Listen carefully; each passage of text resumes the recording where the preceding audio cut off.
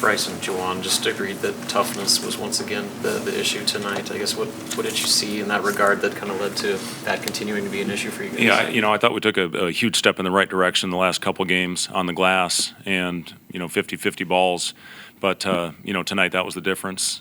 You've got to get on the ground. You have an opportunity. You can't just lean over and try to pick it up with one hand or, these guys are too strong. They're too athletic that we're playing against every night. You got to find a way to get dirty, get grimy, and finish off those possessions. We do that. I think it's a different outcome tonight. We switched up some coverages there, to force some misses, but we just could not secure the rebound. So, the biggest thing now, we got to find a way to steal a couple on the road. And, we got some really good opportunities in front of us, very difficult tasks. But we have to stay together. When you're on a streak like we are right now, the human nature is to start questioning and to separate a little bit, but we have to find a way to stay together through this tough time and, hopefully get this thing reversed soon. We're going into one of the most difficult places to play in the league on Sunday, and a team that's really clicking right now. This USC team's a really talented team. We knew this was going to be a tough game. Must does a great job. They found a formula. We tried to counter with a matchup on the other end. Went back and forth. They made the plays at the end when they had to. How do you handle the balance of adjustments in a period like this, while also leaning on what you've known to be the strengths of your team throughout the season? Well, yeah. I mean, again, it comes down to toughness plays. We play hard. We're playing hard. I mean, there's no doubt about that. We are giving effort right now. I thought offense, when you look at our percentages, we didn't shoot the three well, but we were unbelievably efficient inside the arc tonight. Juwan's attack, when he played off 2 feet, when he played under control. I didn't like the turnovers early. I thought that led to some pick six baskets for them. I think they got 3 of them, and that gives a team confidence. And, for us, we got to be perfect. We got to come out. We got to play under control. We got to get a shot up on the glass, whether it goes in or not, so we can get our defense set. When you give them free baskets on the other end, it just does so much for a team's confidence. We guarded the 3 really well in the first half. I think they were 0 for 9. And, the AG came in and he got it going a little bit for him. But, I'm going to go back and watch it tonight. There's going to be some positives on there. But the thing that really stings is, what I know I'll see is we had a chance to finish possessions that we didn't get.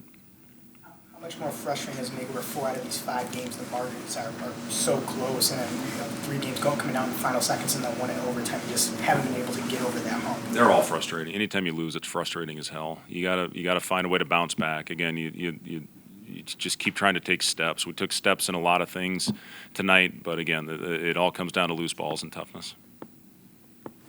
What did you see from the veteran leaders in this game? Bryce said that he sucked as a leader tonight. I guess, what did you see your go-to guys kind of rally the team together the way that you would have hoped when times got tough down the stretch?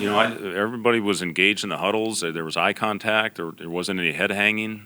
From that standpoint, I thought we were good. Again, I'll go back and watch it and see if I see something different. Bryce did a lot of good things to help us stay in that game, get to the free throw line, get into the basket. We drew up some ghost actions to try to get him downhill, which he did a good job of. And,